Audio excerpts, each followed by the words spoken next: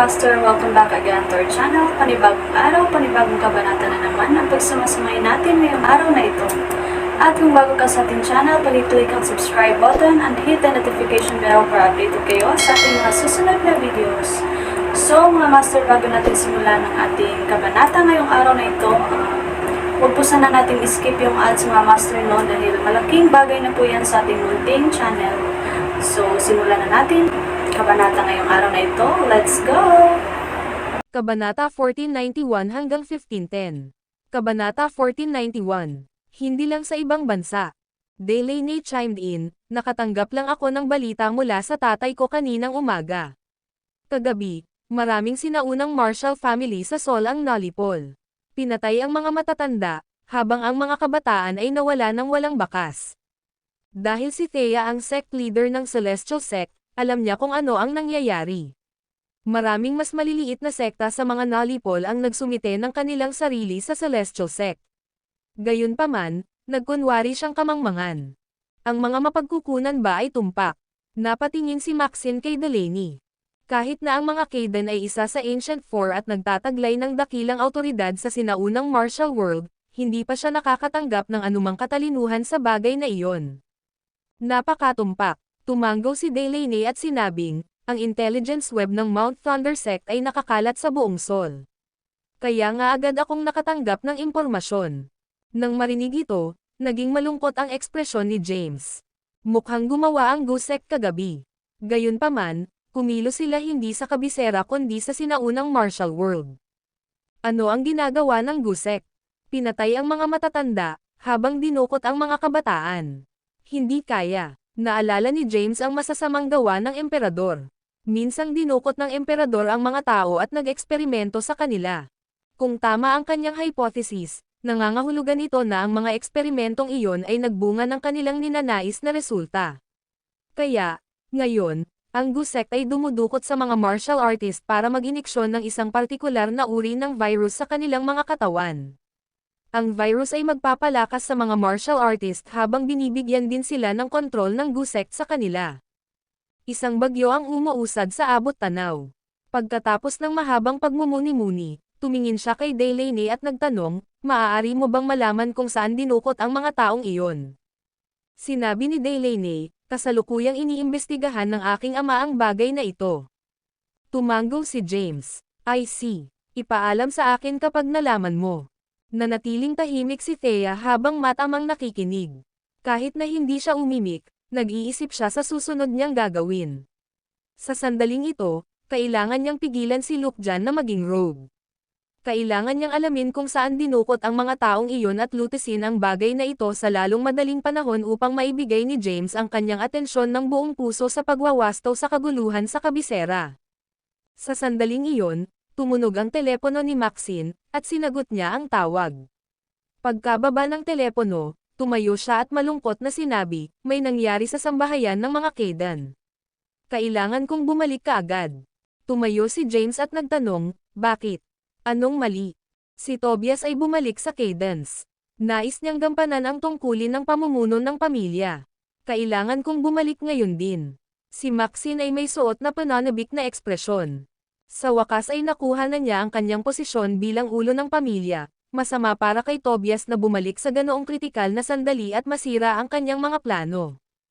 Tobias. Natigilan si James. Nakilala lang niya si Tobias, na nangakong tutulong sa kanya, ngayong umaga. Bakit siya biglang tumungo sa mga Kaidan at kontrolin ang sambahayan? Hindi mapapayagan ni James na mangyari ito sa kanyang relo.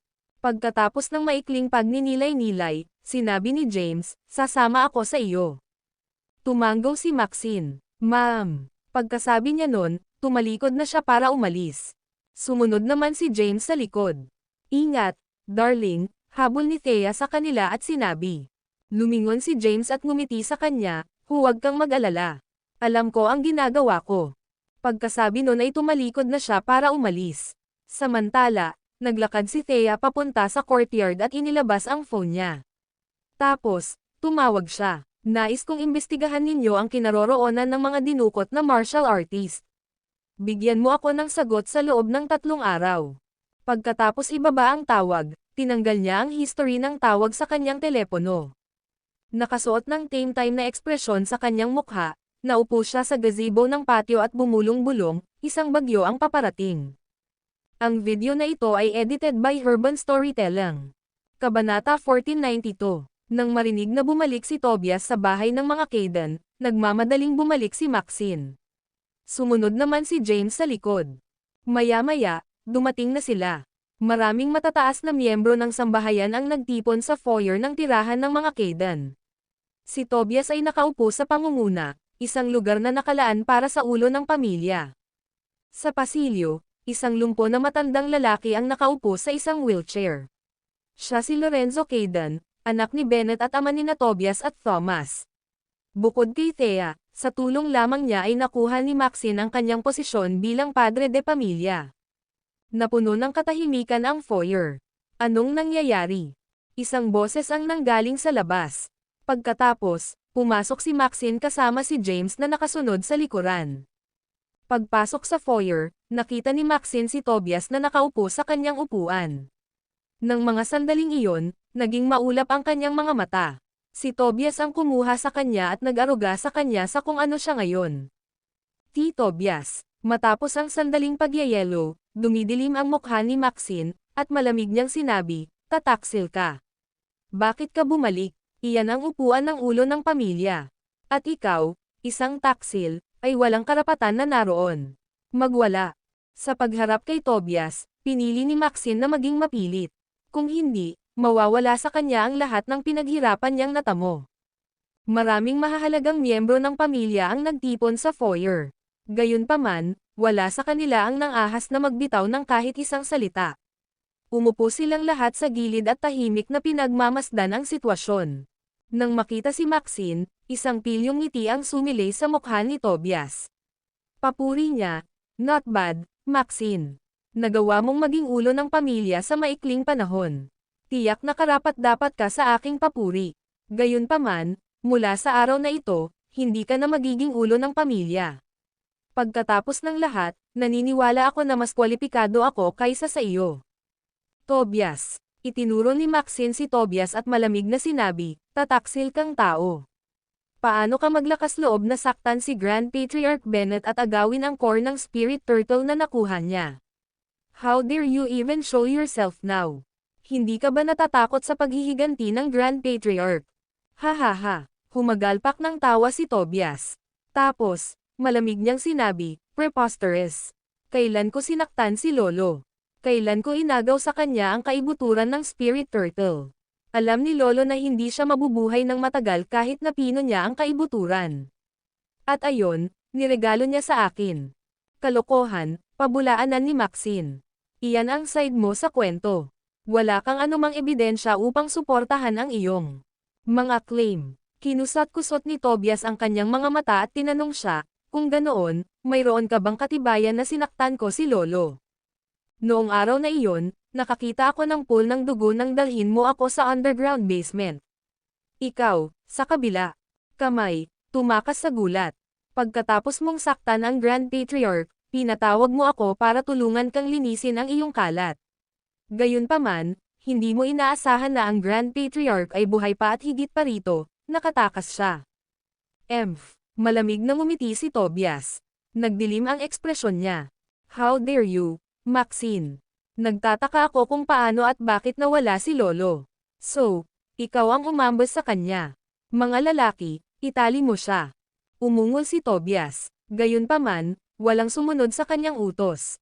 Maging si Lorenzo ay nanatiling tahimik. Nakaupo lang siya sa wheelchair at tahimik na pinagmamasdan ang sitwasyon. Wala na bang sumusunod sa utos ko? Dahan-daang tumayo si Tobias, at isang malakas na aura ang lumabas sa kanyang katawan.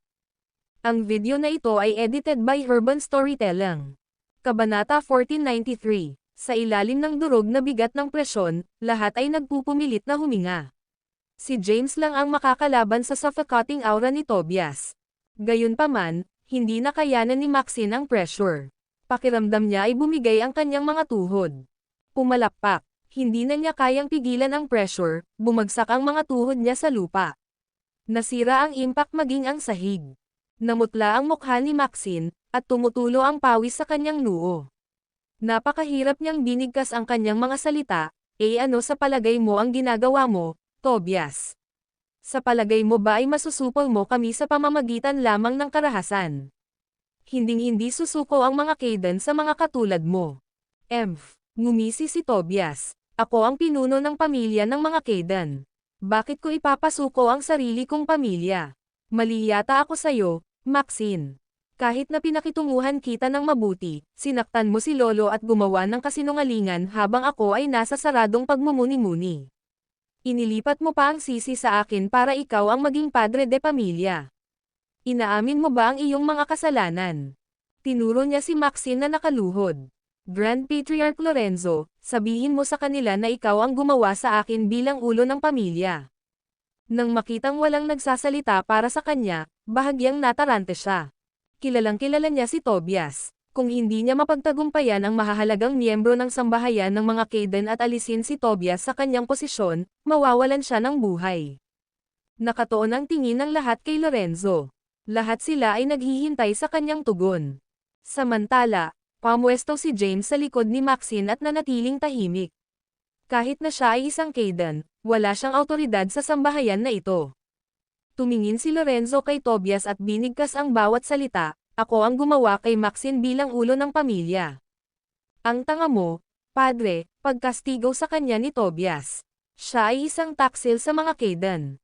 Kahit na ang iba ay nalinlang ng kasinungalingan, paano ka sa lahat ng tao ay maaaring mailigaw?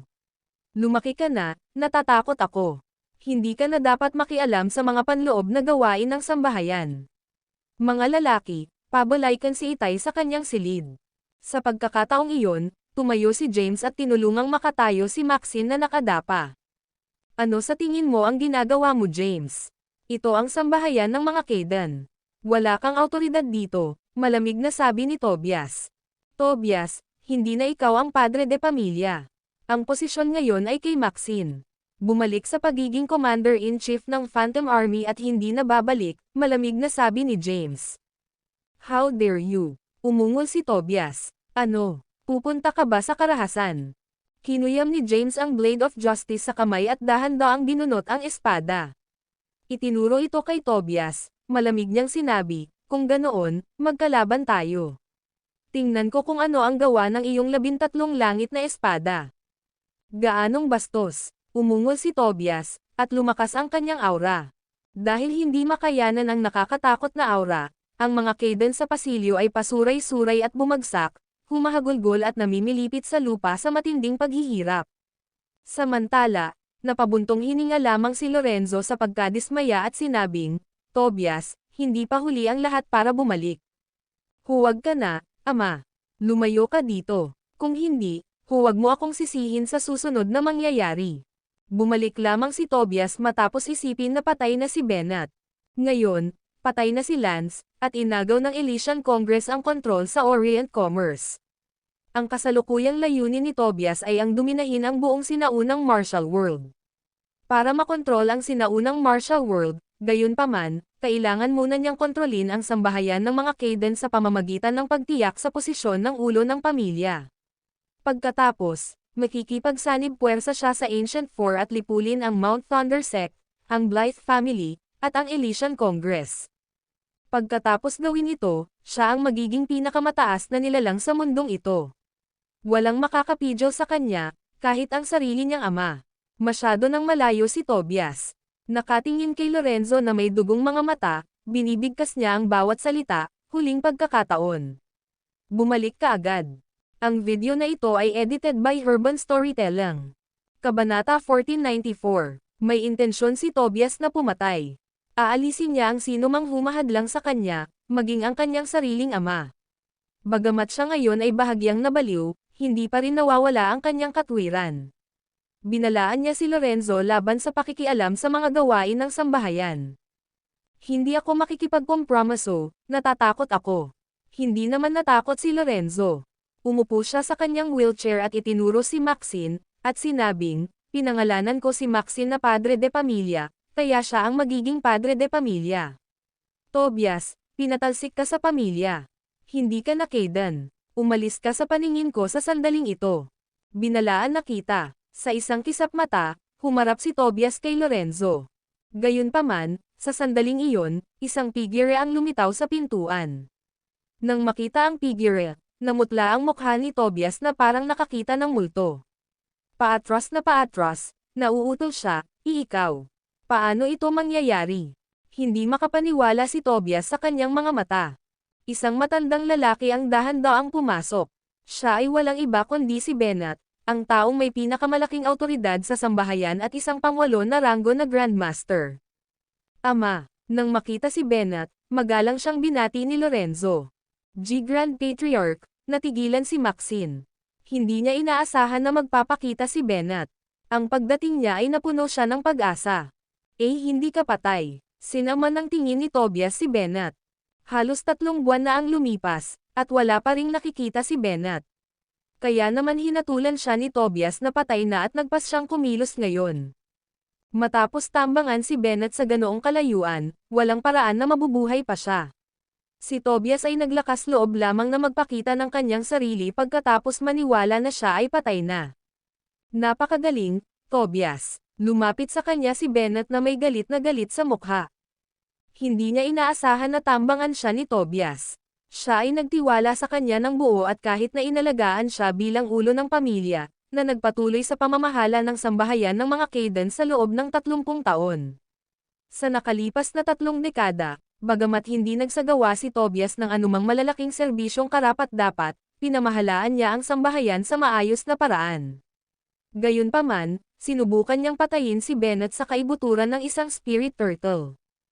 Pagkasabi nun, humagalpak ng tawa si Bennett. Matapos ang unang pagkabigla, mabilis na naalala ni Tobias ang kanyang sarili. Paano kung buhay pa si Bennett? Naabot na niya ang gitnang yugto ng 8 ranggo. Ang lakas niya ngayon ay maihahambing sa kanyang lolo. Pagkatapos huminahon, sumilay ang ngiti sa kanyang mukha, at sinabi niya, "Lolo, dumating ka sa tamang oras. Sabihin mo sa amin, si Maxine ba ang umambas sa iyo?" Kahit nakangiti siya ay malamig ang mga mata niya. "Lolo, mag-isip ka muna bago magsalita. Maaari ko bang ipaalala sa iyo na maraming mahahalagang miyembro ng sambahayan ang narito?" Nagbabantang sabi ni Tobias. Tumingin si James kay Bennett at nagtanong, "Ano ang nangyayari, Grand Patriarch?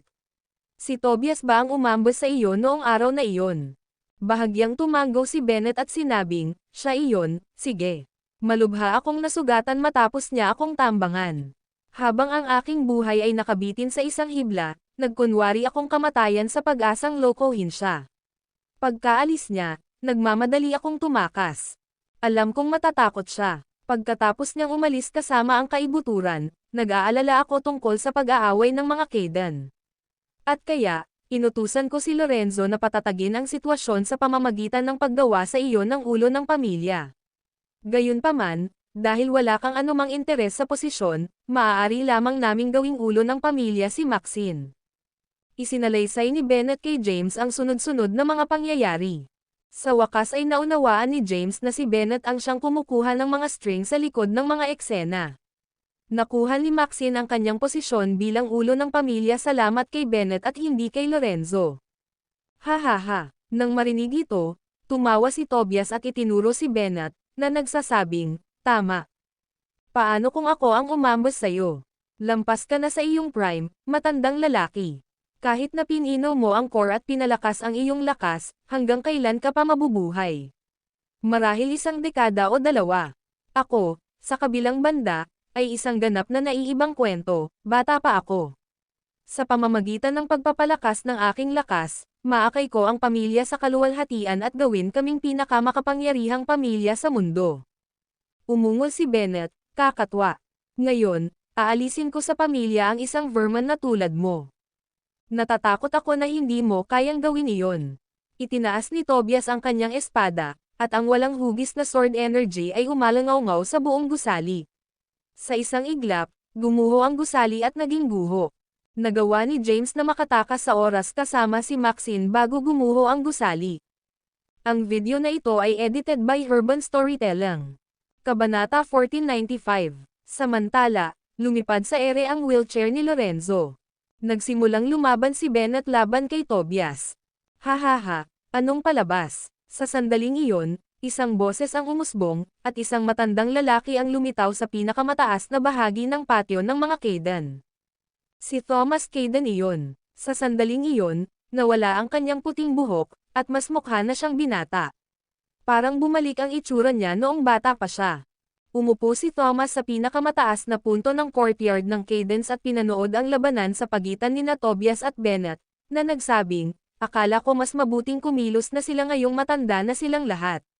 Bakit kailangan nilang gumamit ng karahasan? Hindi ba sila maaaring umupo at pag-usapan ang mga bagay sa isang sibilisadong paraan? Lolo, nang makita si Thomas, sumilay ang ngiti sa mukha ni James. Ang kanyang lolo ay walang makita sa lahat ng oras na ito. Minsan siyang nagpakita noong nasa Durando sila. Gayunpaman, nagmamadali siyang umalis pagkatapos gumawa ng maikling hitsura. Pupunta pa ba kayo dito? Nang makitang nagpapatuloy ang labanan, sumigaw si Thomas. Pagkatapos, sa isang kisap mata, siya ay lumitaw. Gitna ng larangan ng digmaan. Sa sandaling iyon, sina Tobias at Bennett ang kanilang mga espada. Si Thomas, na nasa gitna ng larangan ng digmaan, ay nagtaas ng kanyang mga braso, at malakas na enerhiya ang natipon sa kanyang palad, na humaharang sa kanilang mga pag-atake. Tumingin sa kanilang dalawa, sinabi niya, tumigil ka na. Pagkatapos, sumigaw siya, at sinaktan sila ng malakas na true energy. Nahaharap sa napakatinding lakas, sina Bennett at Tobias ay napaatras. Matapos ang pagsuray-suray na paatras, naramdaman ni Tobias ang blood energy sa loob ng kanyang katawan na kumikislap. Hindi niya napigilan ang mga ito sa oras, samukha siya ng isang subo ng dugo. Isang panginginig ang damaloy sa kanyang gulugad. Siya ay isang middle stage na ikawalong ranggo na Grandmaster. Sa gitna ng kanyang pakikipaglaban kay Bennett, nagawang harangin ni Thomas ang dalawa nilang pag-atake. Hindi lamang siya ganap na hindi nasaktan, ngunit pinabalik pa niya ang dalawa sa kanila. Hindi niya maintindihan ang kasalukuyang lakas ni Thomas. Ang alam niya lang ay napakalakas ni Thomas kaya wala siyang pagkakataong laban sa kanya. Sa sandaling iyon, nawalan na siya ng gana na lumaban. Kinaladkad ang nasugatan niyang katawan, nagmamadali siyang tumakas. Habang pinagmamasdan ni Thomas ang tumatakas na si Tobias, naging malungkot ang kanyang ekspresyon. Lumapit sa kanya si Bennett at kinawayan, bakit hindi mo hinabol? Madali mo siyang napatay. Lumingon si Thomas at tiningnan si Bennett sa mata. Pagkatapos, hindi pinapansin ang kanyang mga sinabi, naglakad lang siya palapit kay James. Magalang na binati siya ni James, Lolo. Bahagyang kumaway si Thomas. Lolo, ang lakas mo. Si James ay lubos na natulala sa lakas ni Thomas. Hindi lamang naiwasan ni Thomas ang mga pag-atake ng dalawang 8th rank Grandmasters, ngunit nagawa rin niyang paatras ang dalawa. Hindi niya maisip kung gaano kalakas ang kapangyarihan ni Thomas sa sandaling ito. Ubo, ubo, umubo si Thomas ng ilang beses at paatras na paatras. Nagmamadaling tumakbo si James papunta sa kanya at tinanong, ano ang nangyayari, Lolo? Ayos ka lang ba? Si Thomas ay samuka ng isang subo ng dugo. Hinugot niya ang isang puting panyo mula sa kanyang bulsa, pinunasan niya ang bakas ng dugo sa kanyang mga labi, at bahagyang iwinagayway ang kanyang kamay. Huwag kang mag-alala, ayos lang ako. May kaunting problema ang nangyari habang ako ay naglilinang. Ha? Nang marinig ito, nag-aalalang nagtanong si James, ano ang nangyari? Sinabi ni Thomas, ang apdo ng espirito pagong ay masyadong nangingibabaw. Nagdusa ako ng panloob na pinsala habang pilit kong sinisipsap ang kapangyarihan nito. Tsaka mas lalo akong naiinitin ng apdo. Sa pilit na pagsupil sa aking init ng ulo, pinapalala ko lang ang aking mga sugat. Kaya, hindi ko magagamit ang aking true energy nang walang ingat. Kung hindi, baka mawalan ako ng kontrol. Lolo, saang hagdan ka ngayon ng skyward stairway? Bahagyang ngumiti si Thomas at sinabing, itago mo ang mga tanong sa iyong sarili. Dahil tapos na ang mga bagay dito, aalis na ako. Sa sinabi niyang iyon, nawala siya ng walang bakas. Ang video na ito ay edited by Urban Storytelling. Kabanata 1496. Bago pa makapagtanong si James kay Thomas, wala na siya ng bakas. Pagkaalis ni Thomas, lumapit si Bennett kay James at tumingin sa kinaroroonan ni Thomas habang tahimik na bumubulong, lalong lumakas siya ngayon. Si Bennett ay isang 8th rank Grandmaster. Sa kabila ng paggamit ng kanyang buong lakas, madaling pinalihis ni Thomas ang kanyang pag-atake. Nahirapan siyang isipin kung gaano kalakas si Thomas sa kasalukuyan. Mukhang totoo ang tsismis. Sinulit ni Thomas ang Spirit Turtle. Nagkibit balikat si James. Talagang hindi siya nakaimik pagdating sa kanyang lolo na panandali ang magpapakita ng sarili bago umalis ng nagmamadali. Salamat kay Thomas. Napabuntong hininga si Maxine. Kung hindi dahil sa pagdating niya sa takdang oras, ang tirahan ng mga Kaden ay nabura na sa mapa. Tumingin si James kay Bennett at nagtanong, ayos ka lang ba, Grand Patriarch? Bahagyang iwinagayway ni Bennett ang kanyang kamay at sinabing, medyo kumulo ang aking blood energy ngayon. Pero, dapat okay lang ako. Kailangan ko lang ng kaunting pahinga. Sinimulan ni Maxine na utusan ang mga Kaden na linisin ang larangan ng digmaan at muling itayo ang mga nasirang gusali. Pansamantalang natapos ang kaguluhan sa Cadence. Gayunpaman, dahil ang mga Kaden ang pinuno ng Ancient Four, sila ang target ng maraming especially iya at impormante. Hindi nagtagal, kumalat ang balita tungkol sa kaguluhan. Narinig mo ba? Bumalik na si Tobias sa Cadence. Oo, meron ako. Sinabi ng mga mapagkakatiwalaang source na mahigit 2 buwan na ang nakalipas, tinambangan niya si Bennett at kinuha ang core ng kanyang Spirit Turtle. Dahil bigla siyang nagpakita sa Cadence, walang choice si Bennett kundi ihayag ang sarili.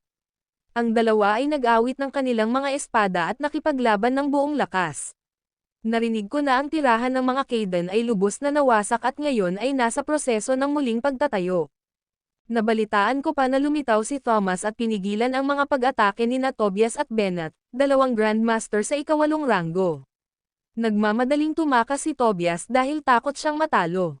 Kung hindi, ang kabisera ay lubusang nawasak kung sila ay naging todo. Ang mga alingaw-ngaw ng labanan ay nagsimulang kumalat, na ang bawat isa ay mas pinalaking kaysa sa susunod. Kumalat sa buong kapital ang balita tungkol sa pananambang ni Tobias kay Bennett at Thomas. Nabalitaan ko na tumawid si Thomas sa ika-9 na ranggo. Iyon ay gagawin siya ang unang gumawa nito sa 1 milenyo. Siya ay napakalakas. Habang nakatira ako malapit sa Cadence, nakita kong hinaharangan niya ng sarili kong mga mata ang mga pag-atake ni Tobias at Bennett. Hindi lamang siya ganap na hindi nasaktan, ngunit pinalipad pa niya ang dalawa. Kumalat ang balita na parang apoy. Samantala, nang makitang ayos na ang lahat sa Cadence, nakahinga ng maluwag si James. Pagkatapos magpaalam kay Bennett, umuwi na siya. Pagdating sa bahay, tinanong ni Thea, anong nangyari, darling? Isinalaysay ni James ang sunod-sunod na mga pangyayaring naganap. Ano, natigilan, napabulala si Thea, ganyan ba kalakas si Sir Caden? Seryoso ba niyang hinarang ang pag-atake ng 2 tao at pinilit silang bumalik? Oo, hindi pa rin makapaniwala si James sa kanyang mga mata. Walang paraan na nagawa niya ang ganoong gawain. Gayunpaman, mukhang nasugatan si Lolo. Sinabi niya sa akin na dumanas siya ng ilang panloob na pinsala habang nililinis ang apdo ng Spirit Turtle. Kaya, hindi niya magagamit ang true energy ayon sa gusto niya. Kung hindi, lalala ang kanyang mga pinsala. Gusto kong suriin ang kanyang kalagayan, ngunit umalis siya bago ako makapagmungkahi ng ganoong mungkahi. Pagkatapos ng mahabang pagmumuni-muni, sinabi ni Thea, nakakatakot talaga ang lakas ni Sir Caden. Kung tama ang hula ko, dapat siya na ngayon ang pinakamakapangyarihang tao sa sinaunang martial world. Siguro, bahagyang tumanggo si James. Ano ang susunod nating gagawin? Tanong ni Thea. Sabi ni James, hintayin natin kung maimbestigahan ng Mount Thunder Sect ang kasalukuyang kinaroroonan ng mga dinukot na sinaunang martial artist. Kung tungkol sa kabisera, plano kong itaas ang ilang hindi tiwali na mga individual sa mga posisyon ng autoridad upang sakupin ang courthouse. Ma'am, tumanggo si Thea. Sa ngayon, nanatili si James sa bahay. Kahit na hindi siya gumala sa labas, inutusan niya ang Red Flame Army na imbestigahan ang lahat ng naglilingkod na opisyal sa kapital. Nais niyang makahanap ng mga hindi tiwali at makabayan na mga individual, itaas sila sa mga posisyon ng autoridad, at gumawa ng mga paghahanda para sa paghatol ng maraming makapangyarihang tao. Sa ilalim ng basement ng patio ng mga Lee, si Xavier Lee, ang Grand Patriarch ng pamilya Lee, ay abala sa paglilinang. Ang video na ito ay edited by Urban Storytelling. Kabanata 1497. Nagle-levate habang patuloy na umiikot sa hangin, naglabas siya ng nakakatakot na aura. Samantala, mayroon ding isang babaeng mukhang kaakit-akit sa ilalim ng basement. Siya si Yasmin Lee, ang kasalukuyang pinuno ng pamilya ng mga Lee. Matagal na siyang naghihintay sa kanya. Gayunpaman, ipinagpatuloy ni Xavier ang pag-iisip sa kanyang sariling negosyo at hindi nagpakita ng mga palatandaan ng pagpansin sa kanya. Kaya naman, nakatayo lang siya doon at tahimik na maghintay. Matapos ang humigit kumulang kalahating oras, nawala ang enerhiyang bumabalot kay Xavier, at dahan-dahan siyang bumaba sa lupa.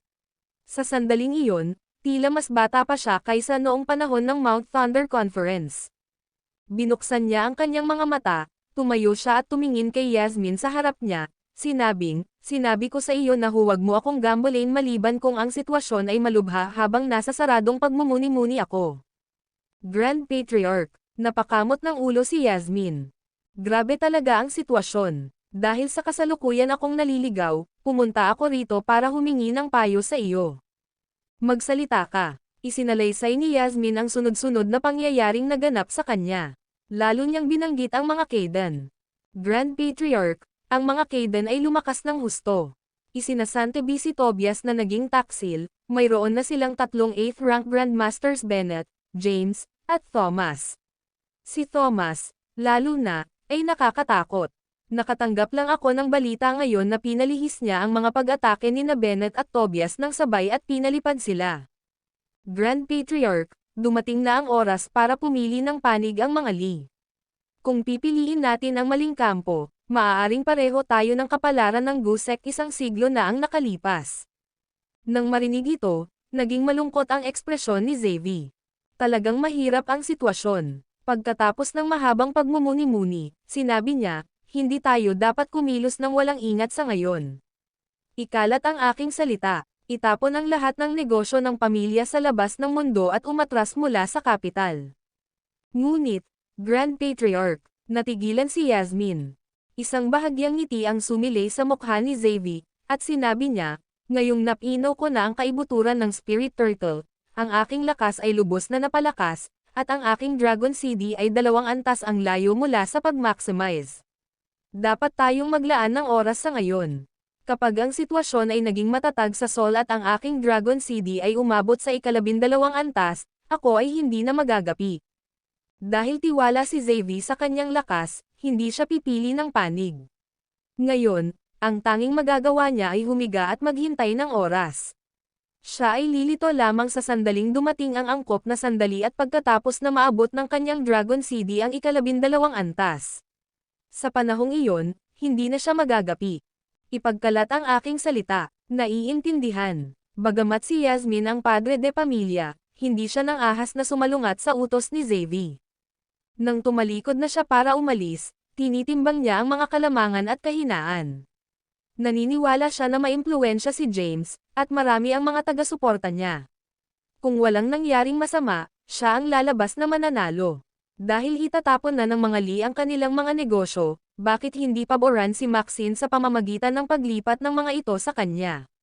Sa ganoong paraan, ang mga Kayden ay hindi gagawa ng hakbang laban sa mga Lee. Pagkatapos, mabilis niyang ginawa ang mga kinakailangang pagsasaayos. Sa ilalim ng basement, naka-lotus position si Xavier sa lupa. Ang Dragon CD ay isang lihim na martial arts heirloom na ipinamana ng mga ninuno ng mga Lee. Mayroong 12 antas sa kabuuan, na ang bawat isa ay mas mahirap kaysa sa dati. Ayon sa sinaunang aklat ng pamilya, ang pinakamataas na antas na naabot ng kanyang mga ninuno ay 10. Walang nakaabot sa 11 antas. Ngayon, naabot na niya ang 10. Ang Dragon CD ay lalong nagiging mahirap na linangin sa bawat antas. Batay sa aking kasalukuyang bilis ng paglilinang, maaabot ko lamang ang 11 antas sa loob ng 10 taon at ang 12 sa loob ng 50 taon. Siya ay balisa, bagamat tumaas ang kanyang sigla pagkatapos na pinuhin ang kaibuturan ng Spirit Turtle, walang garantiya na mabubuhay pa siya ng karagdagang 50 taon. Nais niyang maging pinakamakapangyarihang individual sa mundo.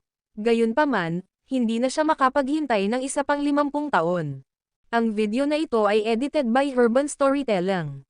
Kabanata 1498. Ang pagkilala bilang pinakamakapangyarihang individual sa mundo ay walang kabuluhan. Gayunpaman, mula noong unang panahon, hindi mabilang ang nagsapanganib ng kanilang buhay para sa titulong ito ng vanity. Nais ni Xavier na maging pinakamahusay sa mundo. Gusto niyang tumayo sa pinakatuktok at tumingin ng mababa sa iba. Gayunpaman, napakaraming makapangyarihang martial artists doon. Kaya naman, maaari lang siyang maging mahinahon at maglaan ng oras sa ngayon. Samantala, pagkatapos matanggap ang mga utos ni Xavier, si Yasmin ay mabilis na nagsagawa ng mga kinakailangang pagsasaayos. Agad niyang kinontak si Maxine at sinabi sa kanya na nilayon ng mga Lee na ibenta ang lahat ng kanilang negosyo sa labas ng mundo. Ano? Itatapon mo lahat? Nang marinig ito, natigilan si Maxine. Ang pamilya Lee ay isa sa Ancient Four. Sa nakalipas na siglo, nakaipon sila ng malaking kayamanan sa pamamagitan ng kanilang mga kumikitang negosyo. Bukod pa rito, ang gulugad ng ekonomiya ni Seoul ay nasa kamay ng Orient Commerce, na pinangungunahan ng mga Lee. Ma'am, tumanggo si Yasmin at sinabing, isang bagyo ang dumarating sa abot tanaw. Ang mga Lee ay hindi naglalayong makisangkot sa labanan sa kapangyarihan. Iyon ang dahilan kung bakit pinaplano naming i-forfeit ang lahat ng negosyo sa labas ng mundo, umalis sa kapital, at humanap ng liblib na lugar upang mabuhay sa natitirang bahagi ng aming buhay. Pagkatapos ng mahabang pagninilay-nilay, sinabi ni Maxine, natatakot ako na hindi ganap na sakupin ng mga Kaden ang lahat ng negosyo ng mga Lee. Tawagan ko si James. Ma'am, tumanggo si Yasmin. Dahil ibebenta niya ang mga negosyo, maaari na rin niyang ibenta ito kay Maxine para pabor sa kanya. Samantala, dahil si Maxine ay nakikipagtulungan kay James, maaari rin niyang isali si James. Paano ito, Yasmin? I'll discuss things with James for now. Bakit hindi tayo magkita sa ibang araw para pag-usapan ang mga detalye? Tumanggo si Yasmin. Oo naman. Sige, magkita na lang tayo. Hindi nagtagal si Maxine. Tumanggo lang siya at tumalikod na para umalis. Pagkaalis niya ay dumiretso siya sa bahay ni Thea. Darating. Sinagot ni Thea ang pinto. Nandito ba si James? Tanong agad ni Maxine. Hindi pinayagan ni Thea ang kanyang pagdaan sa looban. Sa halip, pinagkrus niya ang kanyang mga braso at malamig na sinabi, sabihin mo pa sa akin ang tungkol dito. Kung ito ay isang bagay na personal, hindi mo na kailangan na makilala siya. Ako ay nasa opisyal na negosyo. Hindi siya pinansin ni Maxine at dirdiretsong pumasok, at sinabing, layunin ng mga Lee na ibenta ang lahat ng kanilang negosyo sa labas ng mundo. Dahil ang mga Kaden ay hindi ganap na sakupin ang lahat ng mga ito, pumunta ako dito upang pag-usapan ang mga bagay-bagay kay James. Dahil kasalukuyang sinusubukan niyang bumuo ng isang Chamber of Commerce, ito ay dapat na magandang balita sa kanya. Nang marinig ito, sinabi ni Thea, pupunta ako at tatawagan siya. Pagkatapos, dinala niya si Maxine sa sala. Pagkatapos nun, bumalik na siya sa kwarto niya. Gabi na noon, si James ay lumulutang sa loob ng silid. Ang kanyang balat ay kulay tanso, at isang kumikislap na tansong halo ang bumalat sa kanya. Kahit na ang halo ay hindi gaanong naihilawan, ito ay nakasisilaw. Mahal, nandito na si Maxine. Nang marinig ito, tumigil si James sa kanyang pagtatanim, at bumalik sa normal ang kanyang katawan. Pagkatapos, dahan-dahan siyang bumaba at panay ang paglapag sa sahig. Pagtingin kay Thea sa may pintuan, tinanong niya, bakit siya nandito? May problema ba? Sinabi niya sa akin na ang mga Lee ay naglalayon na ibenta ang lahat ng kanilang mga negosyo sa labas ng mundo. Ganun ba? Nang marinig ito, lumabas si James ng silid na may suot na matangkad na ngiti. Pagdating niya sa sala, nakita niya si Delilah na naghahain ng Maxine tea. Ang video na ito ay edited by Urban Storytelling. Kabanata 1499. James. Nang makita si James, matamis siyang binati ni Delilah at tinanong, ano ang gusto mong inumin? Kape o tsaa? Isang baso ng tubig, pakiusap. Umupo si James. Pasimpleng pinutol ni Maxine at sinabing, kanina lang, hinanap ako ni Yasmin Lee, family head of the Lees. Siya. Sinabi sa akin na ang pamilya Lee ay naglalayon na ibenta ang lahat ng kanilang mga negosyo sa mga Kaden. Gayun din, plano nilang umalis sa kabisera at maghanap ng isang liblib na lugar upang mabuhay sa natitirang bahagi ng kanilang buhay. Nagtatakang tanong ni James, ano? Pupunta sila sa pag-iisa sa ganoong oras. Sabi ni Maxine, I think they're afraid of getting involved in the power struggle. Isa silang malaking pamilya na may daan-daang miyembro, pagkatapos. Lahat, kung pinili nila ang maling panig, ang kahihinatnan ay magiging mapaminsala. Baka mapuksa pa sila, kaya naman pinaplano nila. Umalis ka sa kapital. Tanong ni James, anong uri ng mga negosyo mayroon ang mga Lee? Sabi ni Maxine, though I don't know the specifics, I heard that the Lees have a commercial bank and many other businesses. Ang kanilang kabuuang mga ari-arian ay dapat umabot sa 5 trilyong dolyar ang halaga, at ang kanilang taunang kita ay humigit kumulang 300 bilyon dolyar. Ibinebenta ba nila ang mga ito sa isang bundle? Oo, iyon ang sinabi sa akin ni Yasmin. Maxine. Inayos niya ang likod niya at tinignan si James sa mata. James, alam kong ikaw ngayon. Sinusubukang magtatag ng Chamber of Commerce. Malaking pakinabang sa iyo ang kontrolin ang mga negosyo ng mga Lee. Kapag nangyari iyon, maraming kumpanya at conglomerates ang kusang magpapasakop sa iyo. Bumantong hininga si James at sinabing, ngunit, saan ako kukuha ng pera para mabili ang kanilang mga negosyo? Pinag-isipan itong mabuti ni Maxine at sinabing, minsan, hindi lang pera ang pera. Ang anumang bagay ay mapag-usapan, maaari mo lamang ipagpalit sila sa isang bagay na katumbas ng halaga. Dahil ang Liz ay isang sinaunang Marshall family, ang pera ay hindi gaanong mahalaga sa kanila. Para sa kanila, ang martial arts at secret manuals ang mahalaga. Isang ngiti ang sumilay sa mukha ni James, at sinabi niya, oo naman. Gusto kong makilala ng personal ang ulo ng pamilya ng mga Lee. Tulungan mo akong gawin ang mga kinakailangang pagsasaayos. Nakuha ko. Tumango si Maxine. Then, she pulled her phone out and called Yasmin. Ibinigay niya sa kanya ang lahat. Hindi nagtagal, nagtakda sila ng oras at lugar. James, you'll meet her at 8 p.m. sa tirahan ng mga Lee. Tumingin si James sa oras, 6 p.m. na noon. Agad niyang kinuha ang phone niya at tinawagan si Quincy. Libre mo ba, Quincy? Kasalukuyan akong nasa isang business auction. Bumalik ka kaagad at pumunta sa tirahan ng mga Lee kasama ko. Mayroon kaming malaking negosyo na paparating. Oo naman. Agad namang pumayag si Quincy. Binaba niya ang phone niya. Pagkatapos niyang batiin ang organizer ng auction, nagmamadali siyang umalis. Maya-maya, dumating si Quincy na naka-red evening dress. Nakatali ang kanyang buhok, at ang kanyang sexy at mapupulang labi ay nagpatingkad lamang sa kanyang karisma.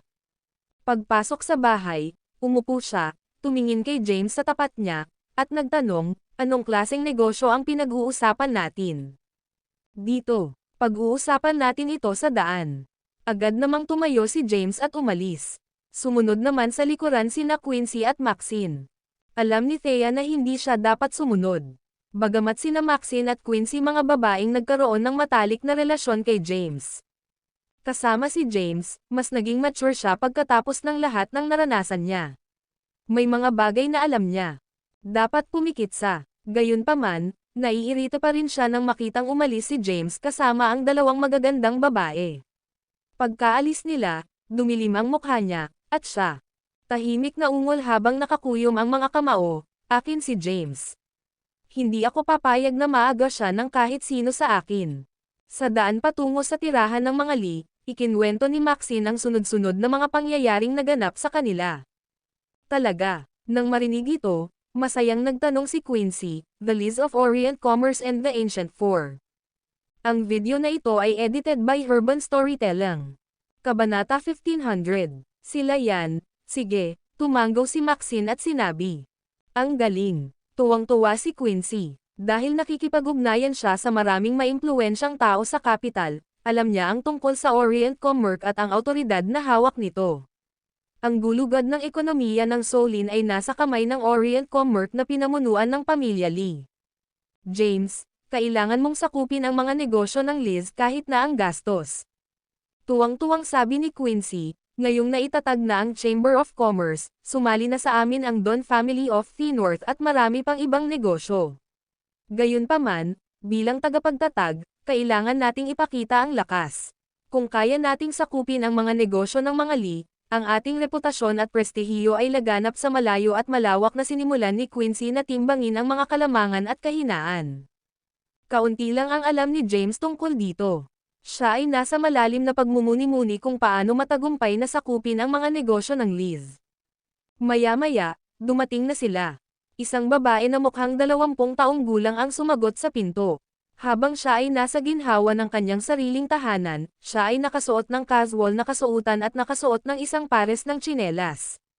Maxine. Bati ng babae kay Maxine. Then, she looked at James and said with a smile, "James, nauuna ka sa reputasyon mo. Ang pangalan ko ay Xiomara Lee." Inabot ng babae ang kanyang braso. Napangiti si Maxine. "Huwag mo siyang maliitin, James. Siya ang namamahala sa lahat ng negosyo ng mga Lee sa labas ng mundo. Kilala rin siya sa aristokratikong bilog ng kapital. Kilala bilang isang commercial genius, pinamamahalaan niya ang mga negosyo ng mga Lee sa maayos na paraan sa kabila ng kanyang murang edad." Gumanti naman ng ngiti si Xiomara. "Nambobola mo ako, Maxine. Kahit na medyo mas matanda ako sa iyo, ikaw na ang pinuno ng pamilya ng mga Kaydan. Oh my, tingnan mo ang oras. Paumanhin sa pagkuha ng iyong oras. Please, pumasok ka na." Sinenyasan sila ni Xiomara na pumasok. Pagdating sa sala, isang utusan ng mga Lee ang lumapit sa kanila at nagsilbi sa kanila ng mga panghimagas. "Please make yourself comfortable. Ipapaalam ko sa pinuno ng pamilya ang iyong pagdating." Pagkasabi niya nun ay umalis na siya. Pagkaalis niya, sinabi ni Quincy, "Narinig ko na si Xiomara dati. Siya ay medyo kilala sa aristokratikong bilog ng kapital. Gusto ko rin siyang makilala. Gayunpaman, sa kabila ng aking mga koneksyon, hindi ako makakuha ng pagkakataong makilala siya. Hindi ko akalain na makakabangga ko siya sa bahay ng mga Lee." Ganon ba siya kahanga-hanga? Gayunpaman. Napakamot sa ilong si James. Siya talaga. Pagkatapos ng lahat, pinamamahalaan niya ang $1 trilyon na halaga ng mga ari-arian. Mataas ang sinabi ni Quincy tungkol kay Xiomara. Saglit silang nag-usap. Pagkaraan ng ilang oras, nagpakita si Xiomara sa tabi ni Yasmin. Umupo si Yasmin at tumingin kay James. Nakangiti niyang sabi, "Nagkita tayong muli, James." Bahagyang tumango si James at humabol. "Narinig ko mula kay Maxine na nilayon ng mga Lee na ibenta ang lahat ng kanilang negosyo sa labas ng mundo." "Oo." Tumango si Yasmin at sinabing, "Isang bagyo ang dumarating sa abot tanaw. Walang plano ang mga Lee na masangkot sa hidwaan at balak nilang lisanin ang kapital. Iyon ang dahilan kung bakit ibinebenta namin ang lahat ng negosyo ng aming pamilya." Sabi ni James, "Bagaman gusto kong bilhin ang mga ito, naiintindihan ko na ang pera ay walang kabuluhan sa pamilya Lee. Paano ito? Bibigyan kita ng katumbas ng halaga. Kung mayroon kang anumang kailangan mo sa akin, huwag mag-atubiling sabihin ang iyong isip. Gagawin ko ang lahat para matupad ang iyong mga pangangailangan." "Talaga?" sabi ni Yasmin, "walang halaga sa amin ang pera. Gayunpaman, na sinasabi, ang mga Lee ay walang anumang pagkukulang." Nawala sa pagmumuni-muni si Yasmin. Iniisip niya kung ano ang makukuha niya bilang kapalit sa pamimigay ng mga mapagkakakitaang negosyo ng kanyang pamilya. Pagkatapos ng ilang pagninilay-nilay, isang bagay ang naisip niya, ang sikreto ng 4 na painting na naiwan ng prinsipe ng Orchid Mountain. "Paano ito, James? Hihilingin ko sa Grand Patriarch ang kanyang opinyon sa bagay na ito. Ano ang tunog sa iyo?" Ang video na ito ay edited by Urban Storytelling. Kabanata 1501. Bahagyang tumango si James. Hindi nagtagal si Yasmin at nagmamadaling tinungo ang underground basement sa looban para hanapin si Xavi. Grand Patriarch. Pagdating sa underground basement, ibinaba niya ang kanyang ulo. "May iba pa bang problema?" Malamig na tanong ni Xavi. Sabi ni Yasmin, "Here's how it is, Grand Patriarch. Inutusan mo akong ibenta ang mga negosyo ng pamilya, ngunit naniniwala ako na ang pera ay walang halaga sa amin. Kaya, nakipag-ugnayan ako kay James at ipinaalam sa kanya ang aking nais na ibenta ang mga negosyo sa kanya. Narito ang sa tingin ko, maaari nating ibigay sa kanya ang mga mapagkakakitaang negosyo ng ating pamilya kapalit ng sikreto ng 4 na painting na naiwan ng prinsipe ng Orchid Mountain." Nang marinig ito, lumiwanag ang mukha ni Xavi. Ang 4 na painting na naiwan ng Prince of Orchid Mountain. Sila ay ipinasa sa 1 milenyo na ang nakalipas. Sinasabi ng mga alingawngaw na itinago nila ang sikreto sa immortalidad. Gayunpaman, ang pagpipinta ng pamilya Lee ay ninakaw ng walang iba kundi si Thomas. Papunta na sana si Xavier sa Cadence kung hindi dahil sa katotohanang wala siyang pagkakataon laban sa kanya. Noon, sa Mount Thunder Conference, kahit ang pinagsamang puwersa ng 3 pamilya ay hindi kayang talunin sina Bennett at Tobias. Sa huli, nagpakita si James at pinatay pa ang ulo ng pamilya ng mga Johnston. Noon lang natahimik ang 3 pang pamilya. Gusto ko siyang makita ng personal. Tumayo si Xavier at umalis sa underground basement. Sa sala ng mga Lee, Quincy was chit-chat with Xiomara. Samantala, pabulong nakausap ni James si Maxine. Hindi nagtagal, pumasok ang isang mukhang 50 taong gulang na lalaki. Nakasuot siya ng sinaunang puting damit na may nakaborda na parang buhay na dragon. Hahaha, James. Bago pa man makalapit si Xavier sa kanila ay lumakas na ang boses nito. Pagkatapos, pumunta siya sa sofa at umupo. Looking at James, he praised, "Though you're young, you managed to cross into the 8th rank. Sa hinaharap, tiyak na aabot ka sa 9 na ranggo." Nakita na ni James si Xavier noon. Gayunpaman, sa huling pagkikita nila, si Xavier ay tila nabitin ang kanyang buhay sa pamamagitan ng isang sinulid. Ngayon, gayunpaman, siya ay mas kabataan, at siya ay mukhang mas energetic at masigasig kaysa dati. "Nambobola mo ako," napangiti si James. Pinutol ni Xavier ang paghabol at nagtanong, "Nabalitaan ko mula kay Yasmin na balak mong bilhin ang mga negosyo ng mga Lee." "Iyon ang plano ko." Naging malungkot ang ekspresyon ni Xavier, at sinabi niya, "James, simple lang ang kondisyon ko. Kailangan kong ibalik mo ang painting na ninakaw sa amin ng mga Kayden." Nang marinig ito, mapait na ngumiti si James, at sinabi niya, "Natatakot ako na hindi ko kayang magawa ang ganoong gawain. Total, lolo ko ang nagnakaw ng painting, hindi ako. At saka, hindi ko mahanap ang kinaroroonan niya ngayon." Sa pagtingin kay James, binigkas ni Xavier ang bawat salita, "Kung gayon, nakita mo na ba ang 4 na sinaunang pagpipinta?" Umiling si James, "Hindi, ngayon ko lang nakita ang mga bulaklak ng Cadence, moonlit sa Cliffside's Edge." "Kung gayon, nabuksan mo na ba ang sikreto ng moonlit flowers on Cliffside's Edge? Nalutas na ba ng iyong lolo ang misteryo ng 4 na sinaunang pagpipinta?" Tumanggo si James at sinabing, "Oo, meron." Sinasabi ng mga alingawngaw na sa pamamagitan ng pag-alis ng sikreto ng 4 na mga kwadro na gawa, maaaring makamit ng isang tao ang immortalidad. Ang katotohanan ito ay tumpak. Pagkatapos ng lahat, nagtatala ito ng maaasahang impormasyon tungkol sa Spirit Turtle ng Mount Thunder Sect. Ang 4 na sinaunang pagpipinta ay nagtatala rin ng nangungunang martial arts. Simple lang ang kondisyon ko. Sabihin mo sa akin ang sikreto ng moonlit flowers on Cliffside's Edge at ang 4 ancient paintings at ibibigay ko sa iyo ang kayamanan ng pamilya Lee.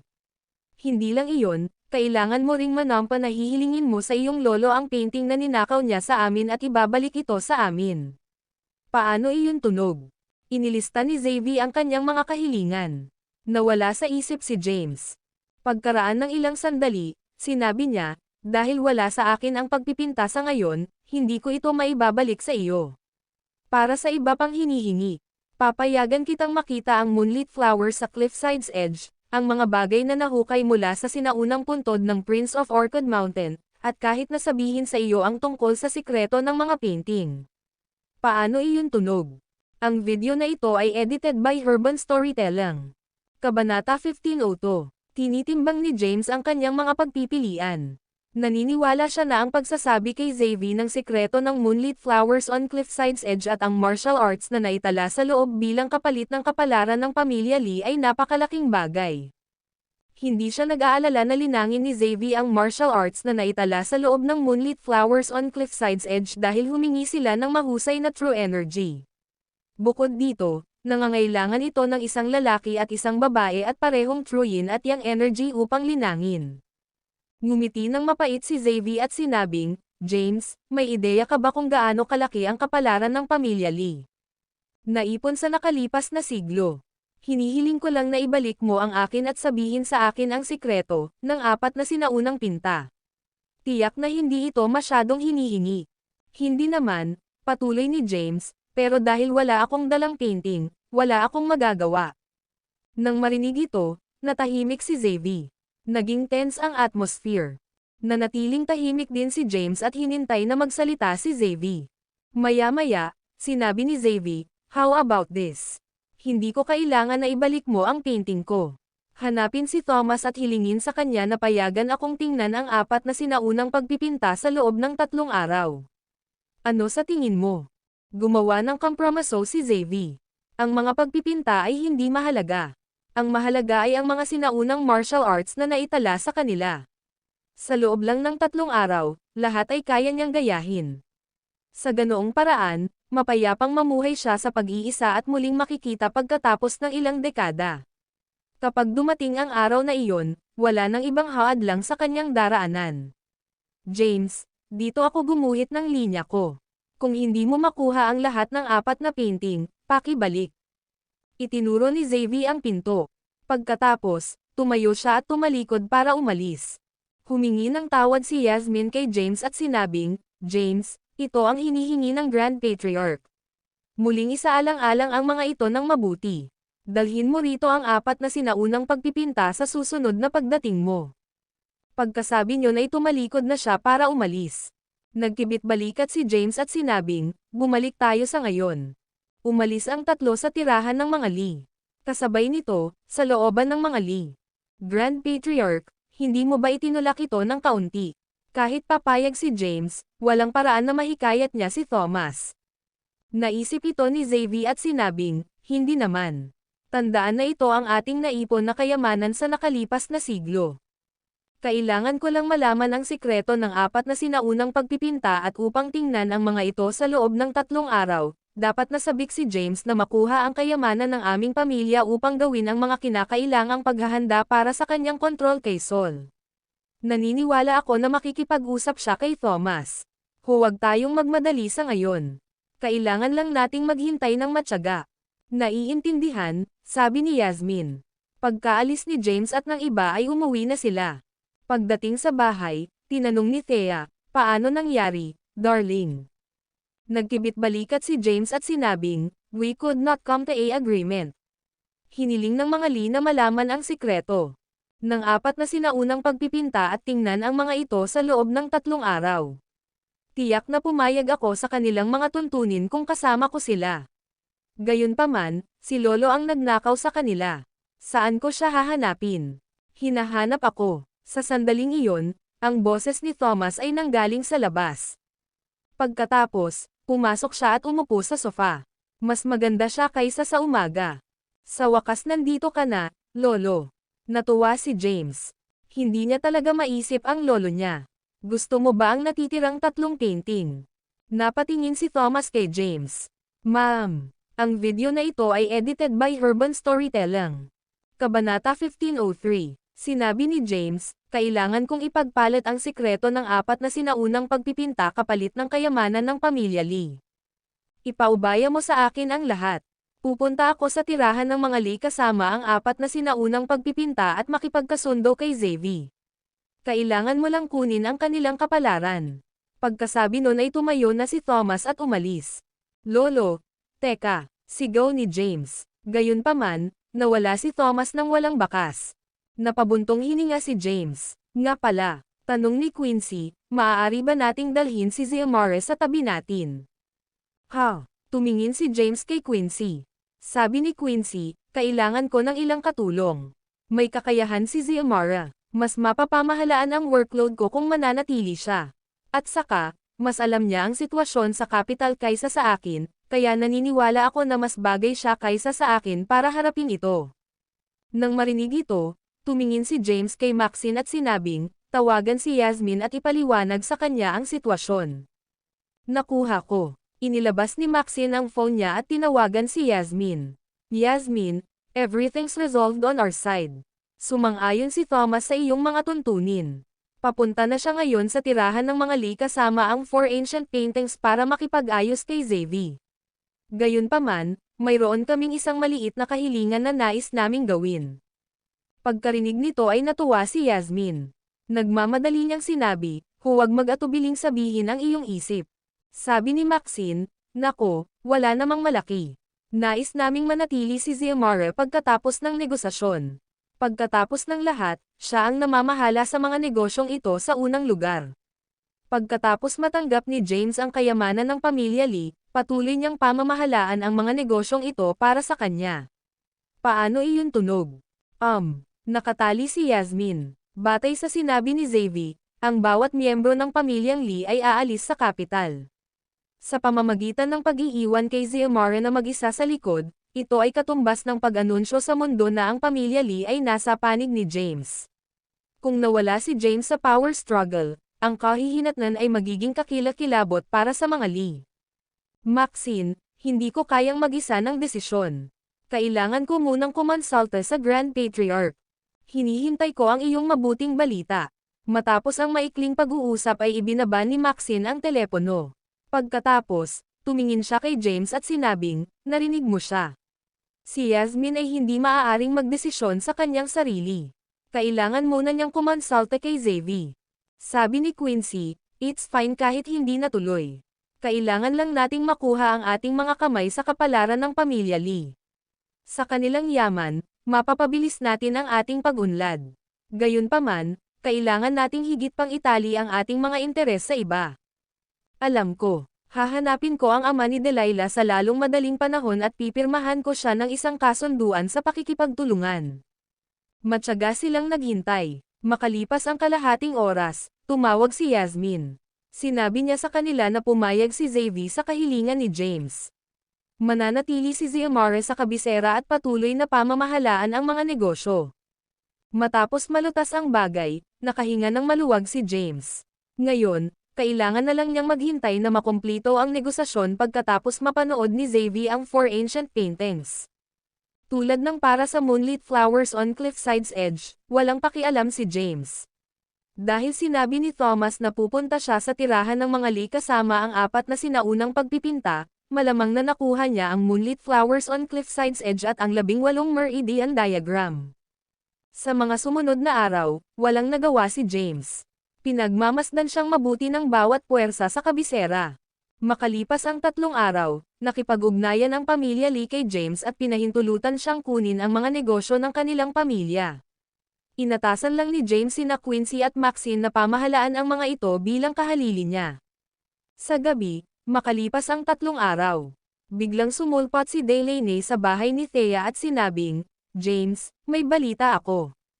Sabik na sabi ni James, magsalita ka. Sinabi ni Delaney, nakatanggap lang ako ng balita mula sa aking ama na ang mga nawawalang sinaunang martial artist ay nakakulong lahat sa isang bundok sa Malgudi. Tama ang iyong hypothesis. Si Luke John Owen ang nasa likod ng mga eksena. Ayon sa maaasahang katalinuhan, mayroong isang lihim na laboratorio ng pananaliksik na nagsasagawa ng pananaliksik sa mga virus doon. Gaya ng naisip ko, nagdilim ang ekspresyon ni James. Sa pagkakataong ito, huhulihin ko si Luke John at ang kanyang barkada sa isang iglap. Ms. Delaney, makipag-ugnayan kay G. Cabral at sa iba't ibang pamilya at sekta ng sinaunang martial world. Magtitipon tayo sa Malgudi at papawiin ang laboratorio ng pananaliksik na ito. Ililigtas natin ang mga dinukot na sinaunang martial artist at haharapin natin ang gusek ng isang matinding dagok. Ang video na ito ay edited by Urban Storytelling. Kabanata 1504. Si Thea, na nasa tabi ni James, ay nagpipigil ng ngiti. Paano posibleng magkaroon ng ganoong kakayahan sa pangangalap ng katalinuhan ang Mount Thunder Sect? Ang Celestial Sect ang nakatuklas nito. Dahil nalilito siya kung paano ihahatid ang impormasyong ito kay James, ipinahayag niya ito sa Mount Thunder Sect, na siyang maghahatid ng mensahe kay James. Ma'am, tatawagan ko agad si tatay. Agad na tinawagan ni Delaney si Jackson. Sinabi niya sa kanya na si James ay handa na gumawa ng isang hakbang. Ipinaalam din niya sa kanya na gusto ni James na makipag-ugnayan ang Mount Thunder Sect sa iba't ibang pamilya at sekta ng sinaunang martial world ng lihim at magtipon sa Malgudi. Matapos marinig ito, agad na ginawa ni Jackson ang mga kinakailangang pagsasaayos. James, sinabi ni Itay na gagawa siya kaagad ng mga kailangang ayusin. Lahat ng sinaunang martial artist ng Sol ay tipunin sa loob ng 3 araw. Gayunpaman, hindi natin maiiwan ang Celestial Sect. Hindi mo ba kilala ang White Eagle ng Celestial Sect? Sa tingin ko dapat mong ipaalam sa Celestial Sect at anyayahan ang sect leader nito kasama. Magiging mahusay kung maaari nating lipulin si Luke dyan minsan at para sa lahat. Sige, ipapaalam ko kaagad kay White Eagle. Hindi nag-atubili si James. Inilabas niya ang kanyang telepono, tinawagan niya si White Eagle. Makalipas ang kalahating oras, dumating si White Eagle sa bahay ni Thea.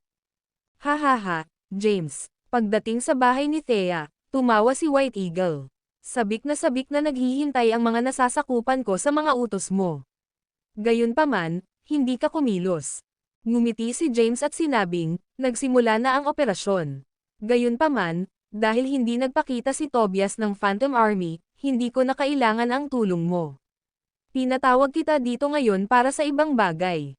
Oh, sabihin mo sa akin ang higit pa tungkol dito.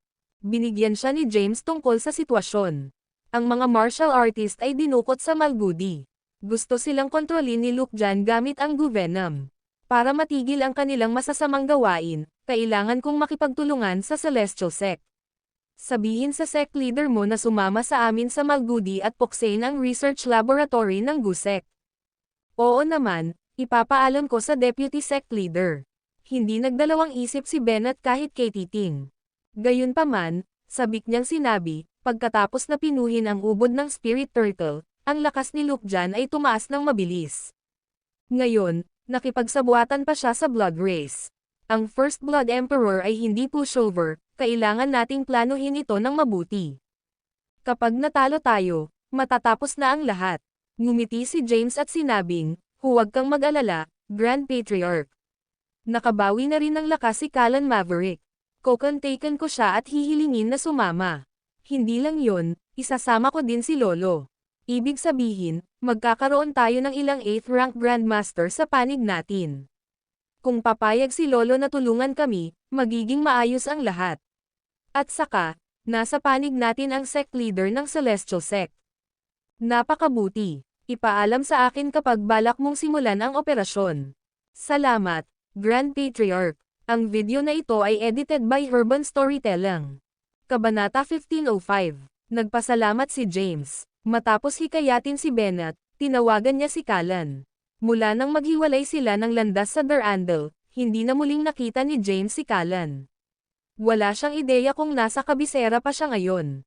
Maya-maya, tumunog ang tawag. Anong meron, James? Bakit ka tumatawag ng ganitong oras? May nangyari ba?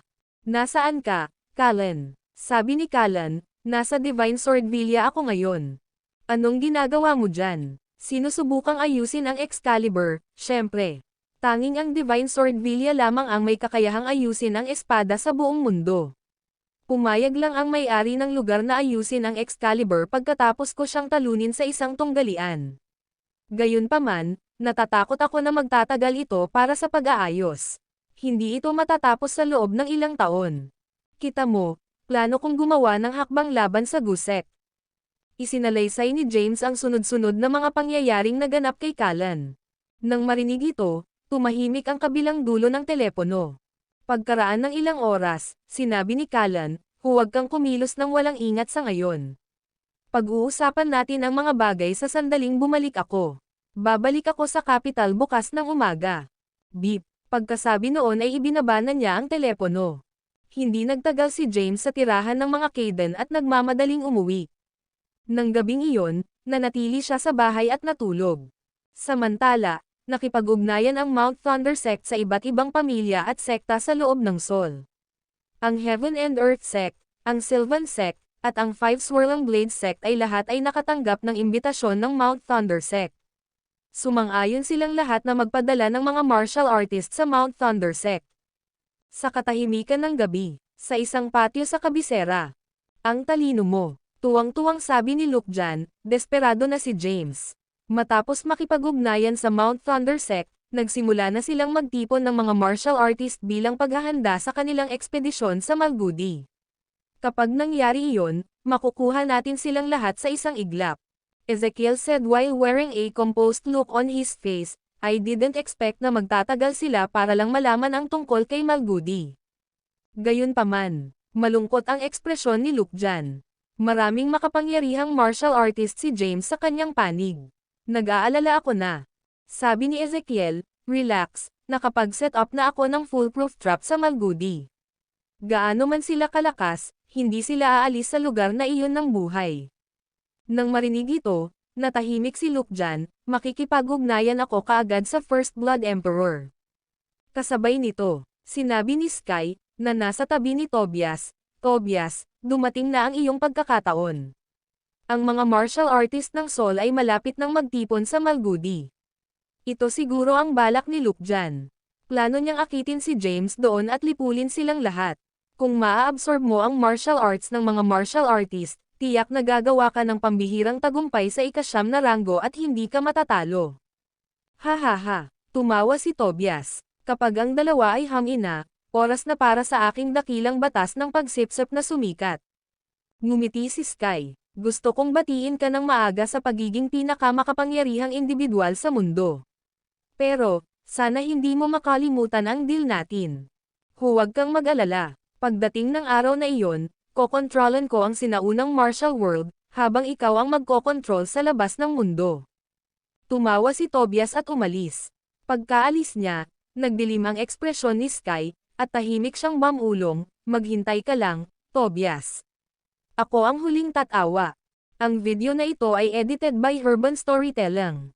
Kabanata 1506. Matapos sabihin sa kanya ni Callan na huwag kumilos ng walang ingat, hindi na nakipag-ugnayan si James sa iba. Pagka-uwi niya, nagpahinga lang siya. Sa silid sa gabi, niyakap ni Thea si James at mahinang nagtanong, Darling, kailan tayo pupunta sa Malgudi? Sabi ni James, maghihintay kami ng balita mula sa Mount Thundersect. Kapag napag-usapan ko na ang mga bagay-bagay kay Callan bukas, pupunta ako sa Mount Thundersect at makikipagkita kay Jackson Cabral. Sabi ni Thea nang may pagtataka, parang may mali. Tanong ni James, bakit? Anong mali? Ang Celestial Sect ang nakaalam nito. Gayunpaman, nag-aalala si Thea sa paraan ng kanilang pag-iimbestiga. Ito ay impormasyong nakuha ng mga disipulo ng Celestial Sect na matagumpay na nakalusot sa GUSEC. Ang bagay na ito ay dapat isa sa mga pangunahing sikreto ng GUSEC, na tanging mga miyembrong may mataas na ranggo ang makakaalam. Gayunpaman, nakuha ng Celestial Sect ang impormasyon ng hindi nahihirapan. Ang kanilang layunin ay maaaring akitin si James at ang mga sinaunang martial artist doon na lipulin silang lahat ng sabay-sabay. Nawala sa pagmumuni-muni si Thea. Naturally, hindi niya masabi kung paano niya nalaman ito. Hindi ko rin alam. It's just my instinct. Nakangiting sinabi ni James, relax, everything will be fine. Halos buong martial world ang sasali sa atin. Kahit na ang buong bansa ng Malgudi ay isang bitag, malalampasan natin ito. Ganun pa man, nag-aalala pa rin si Thea. Ang GUSEC ay gumamit ng GUVenom. Gaano man kalakas ang mga martial artist, sila ay magiging mga tupa lamang sa patayan pagkatapos na lason ng GUVenom. Sana nag-o-overthink lang ako sa mga bagay-bagay. Natahimik si Thea. Lumipas ang gabi ng tahimik. Kinabukasan, maagang dumating si Callan sa bahay ni Thea kinaumagahan. Anong nangyayari, James? Bagamat ipinaalam ni James kay Callan ang bagay na ito sa pamamagitan ng telepono, ang ilang mga mensahe ay maaari lamang natumpak na may parating ng personal. Pagkatapos nilang magkita, muling isinalaysay ni James ang sunod-sunod na pangyayari kay Callan. Sinabi niya sa kanya ang tungkol sa GUSEC na nilipol ang mga pamilya at sekta at pagdukot sa kanilang mga anak. In-update din niya siya sa intelligence na nakalap ng Mount Thundersect. Nakinig ng mabuti si Callan. Nang marinig niya ang pagsasalaysay ni James, sabik niyang sinabi, James, maaaring ito ay isang bitag. Kahit na ito ay isang bitag, hindi ako maaaring umupo na lamang at panoorin ang mga martial artist na kontrolado ng GUVenom. Gaya ng nabanggit ni Thea kagabi, medyo naramdaman ni James na isa itong bitag. Gayunpaman, wala siyang pagpipilian kundi ang pumunta. Kung hindi, ang mga martial artist ay makokontrol ng GUVenom. Kung nangyari iyon, hindi lamang lalakas ang kanilang lakas, ngunit hindi na sila matatakot sa kamatayan o sakit. Sa panahong iyon, huli na ang lahat. Pagkatapos ng mahabang pagninilay-nilay, napabuntong hininga si Callan, kahit alam nating bitag ito, wala tayong pagpipilian. Nawalan ng konsensya si Luke dyan para sa kapangyarihan. Tumingin si James kay Callan at nagtanong, so ano ang opinyon mo sa bagay na ito? Pagkatapos ng ilang pag-iisip, sinabi ni Callan, paano ito? Makikipagkita ka kay Jackson Cabral at sa iba pang martial artist sa Mount Thunder Sect at Tatango sa Malgudi. Ako naman ay susundan ng palihim. Sa ganoong paraan, maaari akong magdala ng mga reinforcements kung ito ay talagang isang bitag. Hindi na mahalaga ang pagligtas sa mga dinukot na martial artist. Ang mahalaga ay mapangalagaan ang buhay ng mga sasali sa ekspedisyon. Kung mamatay sila, tapos na ang sinaunang martial world. Mukhang magandang plano iyon. Natahimik si James nang marinig na si Callan ay susundan ng palihim. Pagkatapos ng lahat, siya ang dating pinakamakapangyarihang individual. Ngayon, maraming martial artist ang lumakas matapos pinuhin ang Spirit Turtle Core. Ang video na ito ay edited by Urban Storytelling. Kabanata 1507. Gayunpaman, si Callan ay isa pa rin sa pinakamakapangyarihang martial artist sa mundo. Nasaan si Thomas? Tanong ni Callan. Umiling si James at sinabing, hindi ko siya maabot. Isa siyang mailap na figure. Hindi mo alam kung nasaan siya sa sandaling ito. Sa tuwing aalis siya, hindi ko siya mahanap kahit anong pilit ko. Ha. Sa sandaling iyon, isang malakas na tawa ang bumungad sa labas. Pagkatapos, bumukas ang pinto. Pumasok ang isang lalaking nakasuot ng puting damit. Nang makita ni James ang lalaki, inilibot ni James ang kanyang mga mata at nagtanong, Lolo, palagi ka bang nasa tabi ko? Paano mo nagagawang lumitaw sa tuwing babanggitin ko ang iyong pangalan? Lumapit si Thomas kay James at umupo, nakangiting sinabing, kung hindi dahil sa pagprotekta ko sa iyo mula sa mga anino, matagal ka ng patay. Lolo, narinig mo siguro na plano kong magtungo sa Malgudi. Nang marinig ito, naging malungkot ang ekspresyon ni Thomas. Pagkaraan ng ilang sandali, bahagyang tumango siya at sinabing, oo, mayroon ako. Ano ang iyong opinyon sa bagay na ito? Tanong ni James. Go, sambit ni Thomas ng isang salita. Nang marinig ito, gamaan ang loob ni James. Ngayon, maaari na siyang magtungo sa Malgudi at lipulin ang Gusek at Luke John Owen. Lolo, ano ang lakas mo ngayon? Tanong ni James. Gusto niyang malaman kung ano ang lakas ng kanyang lolo. Ang alam lang niya ay hindi pa siya umaakyat sa Skyward Stairway bago ang Mount Thunder Conference. Ngumiti si Thomas at sinabing, isang hakbang na lang ako para maabot ko ang ika-9 na ranggo. Hindi naiwasang magtanong ni James, saang hagdanan ka na ba umakyat? Sinulyapan ni Thomas si Callan at itinuro ito, na nagsasabing, kaya kung labanan ang tatlo sa kanya, walang problema. Gayunpaman, nagpatuloy siya, may nangyaring mali habang naglilinang ako. Dahil ang usapin ay kasalukuyang hindi nalutas, hindi ko magagamit ang true energy ayon sa gusto ko, kung hindi, maaari itong maging backfire sa akin. Nagulat si James sa lakas ni Thomas. Labanan ang tatlong Callan Mavericks ng sabay-sabay. Gaano ba siya kalakas para magbitaw ng ganoong kangas na mga salita? Hindi nasisiyahan, tumingin si Callan kay Thomas at sinabing, hindi ka ba masyadong nagtitiwala sa iyong sarili? Hindi ko pinino ang Spirit Turtle Core, ngunit nakuha ko ang ilang mga insight at nadagdagan ang aking lakas pagkatapos gumaling mula sa aking mga pinsala. Alam ko, walang pag-aalinlangan na sinabi ni Thomas, alam kong nasa third stair ka na at malapit nang makarating sa pang-apat. Ang pakikipaglaban sa inyong tatlo ay isang konserbatibong pagtatantya lamang. Kapag naabot ko na ang aking pinakamataas na kalagayan, maaari kitang patayin sa isang galaw. Napapanatag si Thomas sa kanyang lakas. Natahimik si Callan. Matapos maalala ni James ang kanyang sarili, sinabi niya, Lolo, maaari kong suriin ang iyong kalagayan. Kumaway si Thomas at sinabing, hindi na kailangan. Walang paraan na maaari mong pagalingin ang aking katawan. Anyway, pumunta ka sa Malgudi. Kapayapaan. Pagmamasdan namin ni Callan ang sitwasyon mula sa anino. Kung magkagulo, makikialam tayo sa tamang panahon. Nang marinig ito ni James ay natahimik. By the way, kamusta ka na Thea? Napatingin bigla si Thomas kay Thea na katabi ni James. Ha? Abala si Thea sa usapan. Nang bigla siyang itanong ni Thomas, saglit siyang natigilan bago naalala ang sarili at sinabing, "Be very well." I'm doing fine. Natutuwa akong malaman iyon. Malumanay na tumanggo si Thomas at sinabing, tandaan, walang sino man ang makakakuha ng napakalaking kapangyarihan sa maikling panahon nang hindi nagbabayad ng halaga. Ang paglilinang ay nangangailangan ng pasensya at disiplina. Kahit na hindi maintindihan ni Thea ang ipinahihiwatig ni Thomas, bahagyang tumanggo siya at sinabing, naiintindihan. Ang video na ito ay edited by Urban Storytelling. Kabanata 1508. Naguluhan si Thea. Ano ang gustong sabihin ni Thomas?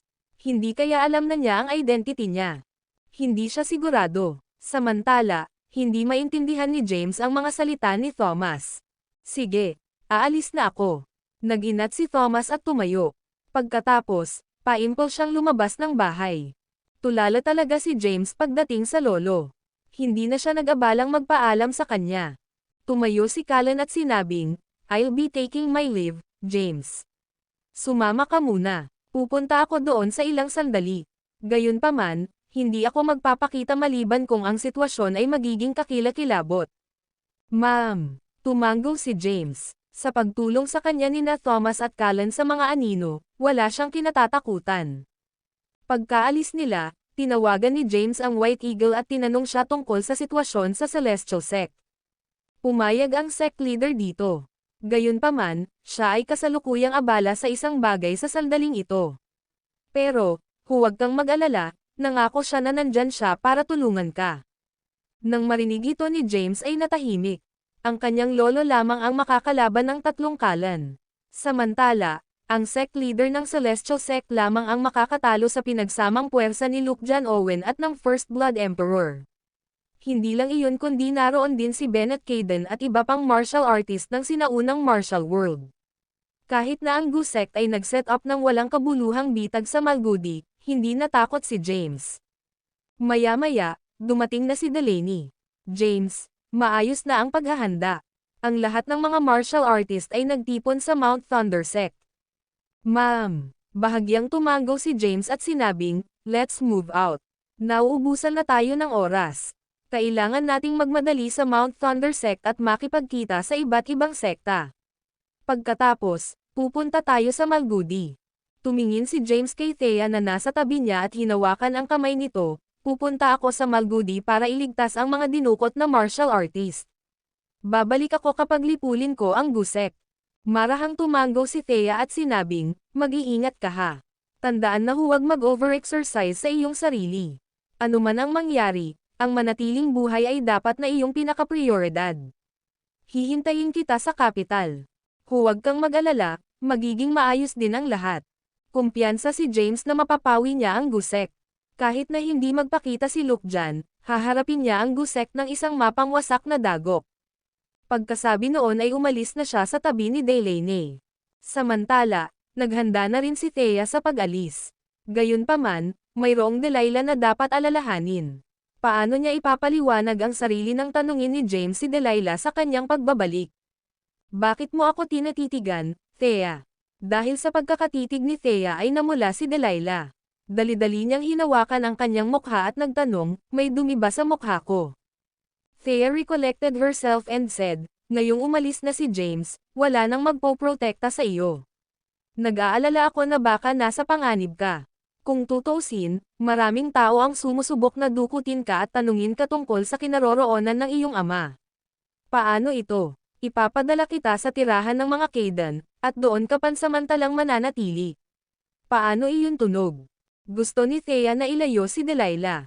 Sa ganoong paraan, magagawa niyang magtungo sa Malgudi at tulungan si James sa mga anino. Ma'am, naunawaan ni Delilah ang kalubhaan ng sitwasyon. Dahil akala niya ay isang ordinaryong babae si Thea na katulad niya, naniniwala siya na ang pagpunta sa tirahan ng mga Caden ay ang pinakaligtas na opsyon. Pagkatapos, umalis si Thea sa tabi ni Delilah at nagtungo sa tirahan ng mga Caden. Sa tirahan ng mga Caden, sinulyapan ni Maxine si Delilah bago tumingin kay Thea at nagtanong, "What's wrong?" Sabi ni Thea, dahil wala na si James, nag-alala ako na baka nasa panganib si Delilah sa bahay ko. So, dinala ko siya dito. Ibabalik ko lang siya kapag bumalik si James. Oh, nakikita ko. Bumungad sa mukha ni Maxine ang realisasyon. Dahil alam niya ang pagkakakilanlan ni Thea, alam niya kung ano ang ginagawa niya. Ang video na ito ay edited by Urban Storytelling. Kabanata 1509. Kung tutuusin, bakit hindi sumama si Thea kay James sa Malgudi? Mag-ingat ka, ha? Sabi ni Maxine. Lumingon si Thea upang tumingin sa kanya.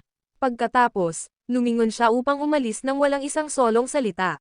Sa sandaling umalis si James, umalis din si Thea sa kapital. Sa kalahating araw lang, nakarating siya sa punong tanggapan ng Celestial Sect. Ang punong tanggapan ng Celestial Sect ay nasa isang malinis na kagubatan sa gitnang rehiyon ng Sol. Doon, isang sinaunang gusali ang itinayo. Sa pangunahing bulwagan, nakasuot si Thea ng itim na kapote at nakakatakot na maskara. Maraming nakatayo sa ibaba niya. Lahat sila ay mga highly trained na martial artist ng Celestial Sect na hindi bababa sa 5th rank Grandmasters. Pagbati, leader ng sekta. Umalangaw-ngaw ang kanilang mga boses sa buong hall. Bahagyang iwinagayway ni Thea ang kanyang kamay at nagsalita sa paus na boses, pagmasdan ang kabisera. Huwag mong hayaang may mangyari habang wala ako.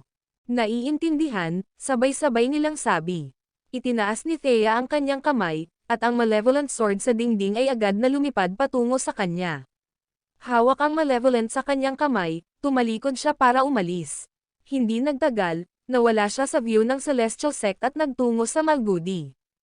Kasabay nito, dumating si James sa Mount Thunder Sect. Pagdating niya, maraming makapangyarihang martial artist ng iba't ibang sekta ang nagtipon doon, ang Heaven and Earth Sect, ang Sylvan Sect, ang Five Swirling Blade Sect, at iba pa. Matapos matanggap ang imbitasyon ng Mount Thunder Sect, bawat isa ay nagpadala ng kanilang pinakamakapangyarihang martial artist dito. Gayunpaman, hindi marami sa kanila. Halos 40 tao lamang ang kanilang kabuuang bilang. Nagtipon silang lahat sa pangunahing bulwagan ng Mount Thunder Sect. Sa pagdating ni James at Delaney, naging bida agad sila sa palabas. Lumapit si Jackson kay James at personal siyang tinanggap, na nagsasabing, pagkatapos matanggap ang iyong mensahe, ipinaalam ko ang iba't ibang sekta sa magdamag. Supportive of our cause, nagpapadala sila ng ilang martial artists dito. Hinihintay namin ang iyong pagdating. Kailan tayo aalis? Napatingin si James sa mga tao sa ibaba. Lahat sila ay makabuluhang mga haligi ng sinaunang martial world. Bagamat kakaunti ang kanilang bilang, lahat sila ay nasa ika-5 ranggo pataas. Nang makitang wala nang makita ang Grand Patriarch ng Mount Thunder Sect, nagtanong si James, by the way, saan nagpunta si Simon Cabral? Maingat niyang binalak na tanungin si Simon. Pagkatapos ng lahat, ito ay isang 8th rank Grandmaster. Sa kanyang pagdating, ang kanilang mga pagkakataon na magtagumpay ay tataas. Nagkibit balikat si Jackson at sinabing, hindi ko alam kung nasaan siya ngayon. Naroon siya noong lumitaw ang Celestial Sect sa Mount Thunder Sect. Pagkatapos ng kanyang pagkatalo, nawala siya ng walang bakas. Nawala sa isip si James. Pagkaraan ng ilang sandali, sinabi niya, sige, ngayon na mayroon tayong sapat na bilang, oras na para umalis. Nasaan si Thomas? Tanong ni Jackson. Nakangiting sabi ni James, pinapasama muna ako ni Lolo. Malapit na siya. Huwag mag-alala, siya ay mamagitan kung ang sitwasyon ay magiging mahirap. At saka, ang sect leader ng Celestial Sect ay pupunta rin sa Malgudi ng palihim. Nang marinig ito, natahimik si Jackson. Sa lahat ng mga taon na ito, ang Gu Sect ay nakagawa ng napakaraming masasamang gawain. Kailangan nating lipulin sila sa balat ng lupa. Upang alisin sa martial community ang banta na ito, ang Mount Tai Sect ay hindi aalis sa responsibilidad nito. Ang Heaven and Earth Sect ay magbibigay din ng tulong. Maraming martial artist ang nagsalita. Napakagaling. Tumingin si James sa mga tao at sinabing, kung magtutulungan tayo, tiyak na mapapawi natin ang laboratorio ng pananaliksik ng Gu Sect, maliligtas ang mga dinukot na martial artist, at malipol si Luke John Owen. Sa wakas, babalik ang kapayapaan kay Sol. Ang video na ito ay edited by Urban Storytelling. Kabanata 1510. Pagkarating sa Mount Thunder Sect, sinimulan ni James na talakayin ang plano ng aksyon sa mga martial artist. Gayunpaman, halos alam lang nila ang lokasyon ng laboratorio ng pananaliksik at wala tungkol sa mga detalye. Kaya, Kahit na matapos ang mahabang talakayan, walang konkretong plano ang nabuo. Sa huli, nagpasya silang magtungo sa Malgudi sa ngayon at hanapin ang lokasyon ng laboratorio ng pananaliksik bago gumawa ng konkretong plano. Sa asensya, sila ay mag-improvise at kumilos ng naaayon. Pagkatapos ng talakayan, umalis sila sa Mount Thunder Sect at sumakay sa isang pribadong eroplano na espesyal na inihanda ng rehiyon ng militar, at nagtungo sa Malgudi. Samantala, ang mga otoridad ng Solin ay nag-abiso muna sa Malgudian Air Force. Kaya, ang pribadong eroplano ni James ay papayag ang ligtas na makadaan sa Malgudi at hindi maarang. Ang Malgudi ay isang bansa sa hangganan ng Sol.